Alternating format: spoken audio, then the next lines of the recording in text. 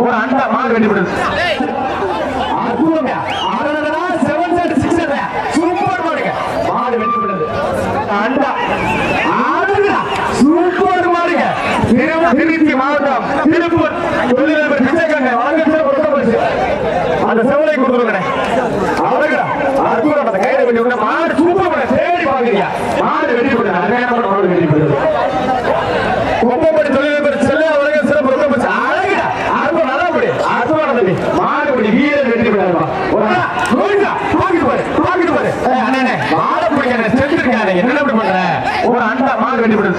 சீக்கிரம் செல்ல அவர்கள் சிறப்பு ரொம்ப பேசு. அடுத்து அடுத்து வாங்கி அண்டா